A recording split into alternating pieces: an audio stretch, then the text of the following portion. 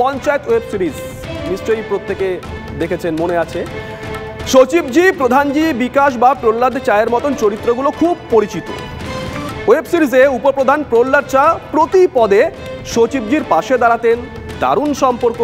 আমরা ভাবতেও পারি না প্রহ্লাদ চা কখনো সচিবজিকে ধরে পেটাবেন। রিলে হয়নি, কিন্তু বাস্তবে রিয়েলে হতেই পারে, হচ্ছে, সেটাই হয়েছে। কুলপিতে পঞ্চায়েতের উপপ্রধান সচিবকে ধরে দু ঘা দিয়ে দিয়েছেন। অভিযুক্ত তৃণমূলের উপপ্রধান। দেখা যাক নেতৃত্ব কিভাবে বিষয়টা দেখে।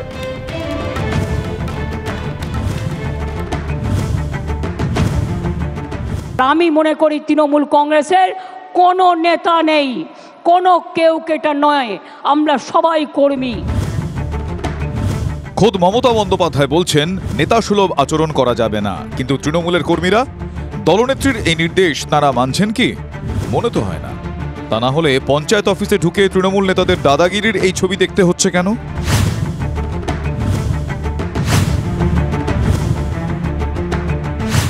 দক্ষিণ ২৪ পরগনায় কুলপি ব্লকের চণ্ডীপুর পঞ্চায়েতের সচিব ভিক্টর মিশ্র অফিসে যাচ্ছেন না, কারণ নিরাপত্তাহীনতায় ভুগছেন তিনি।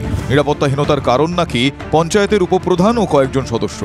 সম্প্রতি এই ভিডিওটি ভাইরাল হয়েছে, যেখানে এক ব্যক্তিকে মারধর করতে দেখা যাচ্ছে বেশ কয়েকজনকে। TV9 বাংলা এই ভিডিওর সত্যতা যাচাই করেনি, তবে পঞ্চায়েত সচিব ভিক্টর মিশ্রের দাবি কর্মরত অবস্থায় ঠিক এভাবেই তাকে মারধর করা হয়েছে। উপপ্রধান ফোন করে, উপপ্রধান সাহেব ছুটে আসে, এসে আমাকে প্রধানের ঘরে ডাকে। আমি প্রধানের ঘরে যখন যাই, প্রধানের ঘরে যাওয়ার আগেই উনি ঘর থেকে বেরিয়ে এসে আমার ধাক্কাধাক্কি করে, প্রচুর মারধর করে। এখানে মেন নেতৃত্ব ছিল উপপ্রধান সাবির মোল্লা, উনি প্রচুর মারধর করে আমাকে। তার সঙ্গে ছিল হচ্ছে রশিদ আলী বলে একজন মেম্বারের স্বামী, দুটো মহিলা মেম্বার ছিল। আক্রান্ত ভিক্টর মিশ্র ঢোলাহাট থানায় অভিযোগ জানাতে গিয়েও পিছিয়ে এসেছেন, কারণ বলা চেপে ধরে মামলা করার হুমকি দেয় সঙ্গে সঙ্গে কর্মরত অবস্থায়। তখন 5টা 5:15 বাজে। গত 20 জুলাই পঞ্চায়েত অফিসের ভিতর তৃণমূলের উপপ্রধান ও সদস্যদের একাংশের দাদাগিরির অভিযোগ সামনে আসতেই হইচই শুরু হয়েছে। সরব হয়েছে তৃণমূল কর্মচারী সংগঠনও। আমাদের উপর যখন আক্রমণ হচ্ছে, আমাদের কিভাবে সেটাকে ট্যাকেল করতে হবে আমরা দেখছি। এই ঘটনার তীব্র নিন্দা করছি। হ্যাঁ, আইনত শাস্তি হোক, আমরাও চাই। আমরা কর্মচারীদের পক্ষ থেকে অবশ্যই চাই। শুধু ব্লক স্তরেই নয়, পঞ্চায়েত সচিবকে মারধরের খবর ঊর্ধ্বতন কর্তৃপক্ষের কানেও পৌঁছেছে। খবরটা আমাদের কাছে এসছে, আমরা অনুসারে কথা বলেছি। আমি উচ্চতর আমাদের যে আধিকারিকরা আছেন তাদের সাথেও কথা বলেছি। ওনারা যেরকম বলবেন সেরকম আগামী দিনে সেই মতো ব্যবস্থা হবে, এবং আমাদের সচিবেরও যাতে সুরক্ষা সেইভাবে মর্জিত হয় সেইভাবে আমরা ব্যবস্থা নেব। যাদের বিরুদ্ধে অভিযোগ, সেই পঞ্চায়েত উপপ্রধান সাবির মোল্লা কিংবা অভিযুক্ত সদস্যদের কোনো প্রতিক্রিয়া পাওয়া যায়নি। স্থানীয় তৃণমূল নেতৃত্ব বলছেন, ঘটনা যে ঘটেছে যাতে আর এরকম ঘটনা পুনরায় না ঘটে সেটা নিশ্চিত করে আমরা দায়িত্ব নেব। আর আমাদের উপপ্রধানের ক্ষেত্রে বলেছি যে এখন পঞ্চায়েতে তুমি আপাতত এখন যাবে না, দল যতক্ষণ না তোমাকে বলবে তুমি পঞ্চায়েত তোমার উপপ্রধানের ঘরে তুমি বসতে পারবে না। সচিবকে পেটানোর শাস্তি বলতে পঞ্চায়েতে আপাতত উপপ্রধানের নো এন্ট্রি, ব্যাস এইটুকু। কিন্তু 21 জুলাইয়ের মঞ্চ থেকে তৃণমূল নেত্রীর হুঁশিয়ারি ছিল, আমি অল মিউনিসিপ্যালিটি, পঞ্চায়েত, MLA, MP-দের সকলকে বলবো, এখন থেকে কোনো অভিযোগ যেন কারো বিরুদ্ধে দল না পায়। যদি কোনো অভিযোগ কারো বিরুদ্ধে পায়, আমরা কিন্তু উপযুক্ত অ্যাকশন নেব। প্রশ্ন হলো, তাহলে কেন সচিবকে পেটানোর মতো গুরুতর পাপে এমন লঘু শাস্তি? সাবির মোল্লাকে এখনো কুলপি থানার ওসি গ্রেপ্তার না করে তার তৃণমূল সিদ্ধান্ত নিয়েছে সাবির মোল্লা অঞ্চলে আসবে না। তার মানে তৃণমূল মনে করছে যে সাবির মোল্লা অপরাধ করে। রাজনীতি চলছে, আতঙ্কে গুটিয়ে রয়েছেন মালদার ইংরেজ বাজারের বাসিন্দা আক্রান্ত সচিব ভিক্টর মিশ্র। শাস্তি বলতে আমি তো জানিয়েছি উপরমহলকে, তারা কি ব্যবস্থা নিয়ে দেখি। নিন্দা করছেন সবাই, শাস্তিটা কি হবে? ভয় কাটিয়ে সচিব কি চণ্ডীপুর পঞ্চায়েতে ঢুকতে পারবেন? ক্যামেরায় সৌভিক মণ্ডলের সঙ্গে শুভেন্দু হালদারের রিপোর্ট, TV9 বাংলা।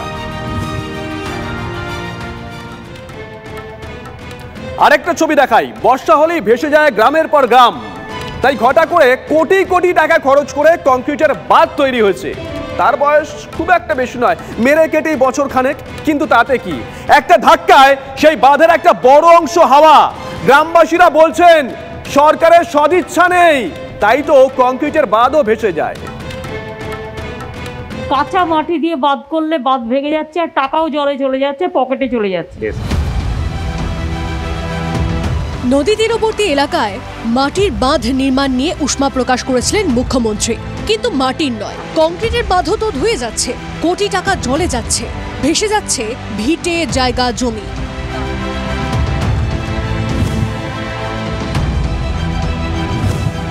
পাথর প্রতিমার গোবর্ধনপুর সুন্দরবনের প্রান্তিক জনপদ, সেখানেই পূর্ণিমার ভরা কোটালের জলোচ্ছ্বাসে ভেঙে গিয়েছে কংক্রিটের বাঁধ।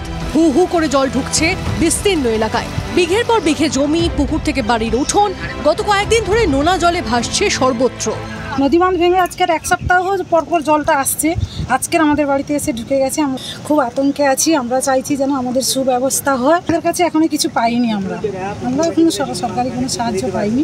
বাঁধ হচ্ছে নতুন করে, প্রত্যেক বছর হচ্ছে, কিন্তু বাঁধ যেরকমকে সেরকম হচ্ছে না, জল ঢুকে যাচ্ছে, বাড়িতে থাকবো কোথায়?